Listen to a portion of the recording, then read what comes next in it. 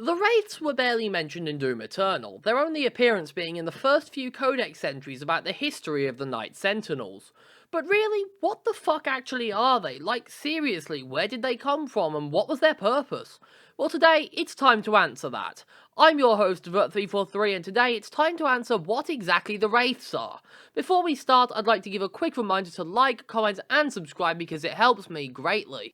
Subscribe plugging aside, let's actually talk about the Wraiths. We'll start with their purpose because that's by far and away the easiest question to answer. The Wraiths' overall main purpose was bringing life to the world of Argent D'Nur, and by extension creating the Night Sentinels.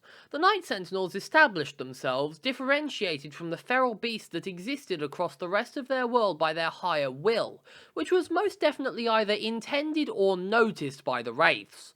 The magic used by the Wraiths was somehow unstable, as not only could it bring beings to life and empower those of great will, but it could also drive less willful intelligent beings to complete madness. I would assume and theorise that after creating life on Argent D'Nur, the Wraiths set about helping some of it out, namely the Night Sentinels, who were a functional civilization and not just a tribe of barbarians.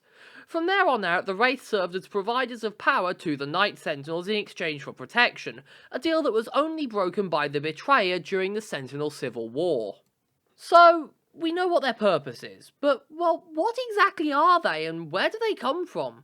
I have a couple of theories. Firstly, it could be theorised that they are some sort of unique race, as they feature little in common with other races, besides sharing a general body shape with the Makyrs. All we really know about their characteristics is that they are fully and impartially susceptible to Hell's corruption. They're capable of creating life, and that they have body shapes a little reminiscent of that of the Makyrs, but not exactly the same. So, the obvious conclusion is that they are their own species. They haven't got enough in common with any single species to really tie them to it. Sure, they have little bits in common with the Makyrs, but the Makyrs are never seen creating life or providing their own energy to the Sentinels as a power source. The Makyrs are also by and large a hive mind, with the majority of their population being drones that are literally just extensions of the Khan Makyr.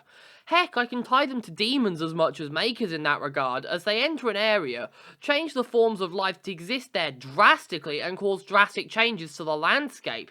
They even create beings that are uncannily similar to the Titans of Hell, literal skyscrapers of flesh and blood. They even drive otherwise sane and somewhat rational creatures to absolute madness and mindless violence. Their energy is by far the weirdest thing about them. It's both constructive and destructive at the same time. It can build grand societies that span many planets and many eras, but also corrupt otherwise rational beings into crazed husks that want to kill everything nearby. I really can't make heads or tails of it. But I do have an actual, honest, meaningful explanation that may just make sense of exactly what they are by using what we know about the rest of the Doom universe. The Wraiths are Makyrs. I know it seems a little impossible seeing as the Makyrs are ruled by a hive mind, but I think I have an explanation for it. The Makyr singularity is made up of many different souls, not just one single dominant soul, which comes together to form the hive mind inside of the Khan Makyr. The drones are literally just that, drones. They're not living beings, the drones do not and cannot have souls. On the other hand, the Makyr angels do have souls and can earn ranks and gifts through their actions, proving that they are at least sentient and capable of thought outside of the rule of the Khan Makyr. All this is well and good, and it could explain how the Wraiths are separated from the Makyrs. They could have very easily once been Makyr angels of varying rank that disobeyed one too many times or that made one too many mistakes, and therefore got exiled from the singularity, casting them down from the higher plane of Urdak into the mortal plane of Argent D'Nur, which can be referenced in the history of the Night Sentinels as it is literally said that they fell from the heavens. As for their energy, well, it's simple. Sentinel energy, Wraith energy, and Makyr energy are all literally the exact same thing in a different package. The Makyrs may be the opposite of the demons, but both Hell energy and Wraith energy are capable of both creating and destroying. Demon energy creates demons, some of which are capable of independent, somewhat rational thought, and others which are not. Wraith energy creates natural beings, some of which are capable of independent, rational thought, and others which are not.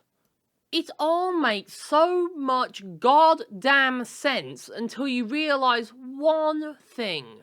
Wraiths are not Makyrs in form at all. They share a similar general body structure and style, but don't have all of the signature characteristics of the Makyr race. Wraiths have 4 wings, Makyrs have 2. Wraiths have dangly not feet things that are attached to their waist, not to a pillar of flesh going down from their waist as seen on the Khan Makyr. They are visually different. And although, yes, the style of the game has changed a bit in regard to demons, it hasn't changed in regard to the Night Sentinels, to Samuel Hayden, to the UAC, or to anybody except the demons. Hell, even the Praetor suit from Doom 2016, a demon-created suit, is still in Doom Eternal. The style hasn't changed, the demons have. So, how the hell do I explain this? Well, it's kinda simple. The Wraiths are from a previous Khan Makyr and were then hellified. Let me explain. There are some obvious similarities between the demons and the Makyrs. Even though they're technically opposites, I'd be willing to bet one of those similarities is that when their overlord dies, the new one causes a shift in the style and design of their subordinates. In Doom 2016's Codex, the Spider Mastermind was described as the god to rule over all other gods. It was supposed to be the big bad demon. The Spider Mastermind literally had the soul of a being that was directly called the Master. I'd be willing to bet the Spider Mastermind was the Shadow Lord of Doom 2016, and that when released its body was killed far before it could really reach full power, causing a new Shadow Lord to be created or selected, and causing a new era to dawn for Hell, changing the style of the demons within it and initiating the 5th Age. If the Makyrs worked the same way, then the death of a Khan would most certainly bring about some changes in the style and look of the Makyr Angels, and then the hellification and corruption of the Wraiths would change them even further from their Makyr roots, and further from their Sentinel allies after the Betrayer destroyed the home he once had, selling it all for his son back, which he never even really got. I really want to know what you guys think about this one. It was an absolute blast to write, and I had a great read researching it. If you enjoyed, please like, comment, subscribe, and demonically invade that notification bell to see more from me. I have been your host, Vert343, and I am now signing off. Peace out, gentlemen.